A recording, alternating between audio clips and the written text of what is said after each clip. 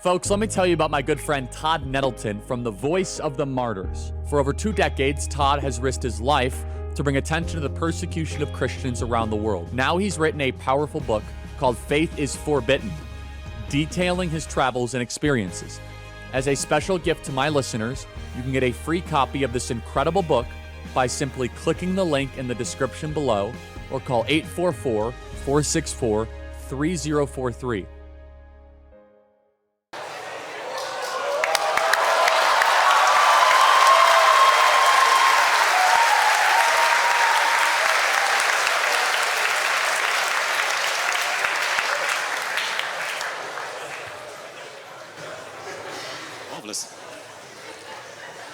Thank you. A very, very short question. Israel versus Hamas, good guy versus bad guy. Russia versus Ukraine.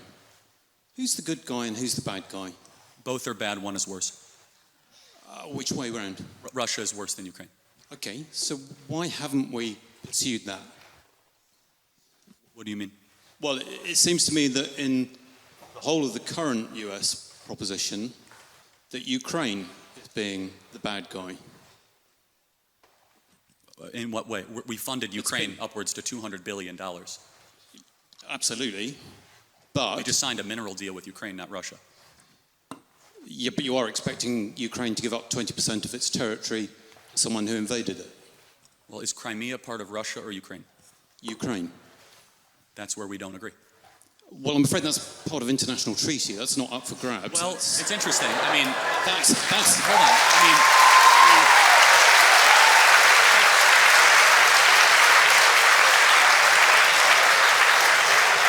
mean, even Zelensky has said he's willing to give up Ukraine.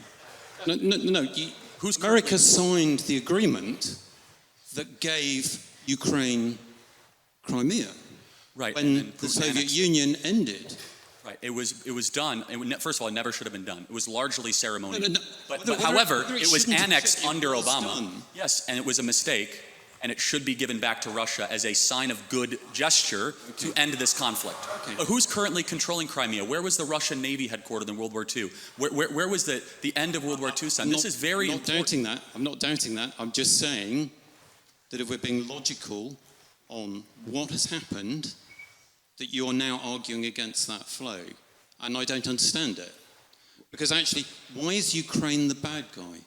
No, I said they're bad, they're not the bad guy. Yeah, well, you said they were both bad, but one was more bad. Correct, yes. So why is Ukraine bad? Well, there's a lot wrong with Ukraine. First of all, they're not a democracy.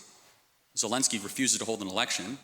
Well, no, he can't hold an election. Oh, wait, did Churchill hold an election during the war? Because under his constitution... Hold on, Lincoln held an election during the war. That's not true. He can call an election. He can call a snap election. He's full dictator of the country. No. Because he knows that the people of Ukraine would kick him out immediately because he's deeply unpopular. In fact, if he wanted to show a statement to the world, he would call an election and win by 80% and say, see, I'm super popular. So that's number one. I have a problem with that. I have a problem with a person being propped up as a government we're sending $200 billion to that refuses even to face his voters. Okay, I can't agree with you factually on that at all. Okay. I mean, constitutionally, Ukraine is not able to hold an election because it's under military law at the moment, and that's just a matter of fact. Again, he can, as a prime minister or president, he could do whatever he wants. He can't. Okay, all right, we're going to just go back and sign an forth executive order and change their constitution. Okay. Neither can the American president either, so hopefully there's a bit of... He could even do a ceremonial election to see where he actually stands with the people. I think we call those opinion polls. Yes, and they're very negative. Firmly ahead in the opinion. Again, but you would agree that a person that holds on to power without the election of the sovereign is pretty questionable. No, not in those circumstances. Okay, then we disagree. No, okay, that's fine. But give me another reason why Ukraine... They are the most corrupt country in Europe that never even met the most remote standards of joining NATO. Do you not know where a lot of this money is going? I don't disagree that there is a problem with corruption, but the most corrupt country in Europe, are you sure about that? I'd have to double or triple think about that, but they're very corrupt.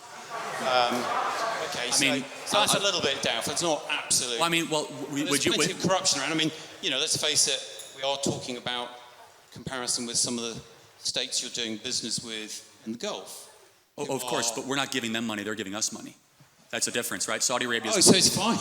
Well, hold on a So second. it's morally acceptable to take money from corrupt people. Well, hold on. First of all, as far as morally acceptable, you do what's best in the benefit of your country.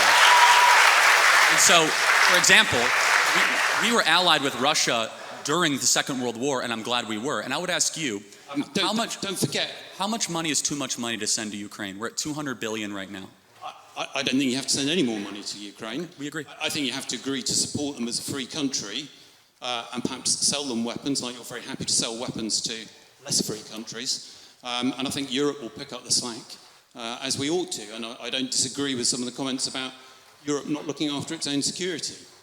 I just don't get this approach, which was supposedly to end the war quickly, which now seems to be elongating it, and in doing so, throwing up a smokescreen of very variable facts, if they are facts at all, about how things occurred, which actually isn't helping things. And if people can't see that Putin is stalling, I'm just really I agree with you. surprised. I think he might be stalling. And therefore, and I think even your president has acknowledged the fact that he thinks he might be stalling. That's correct.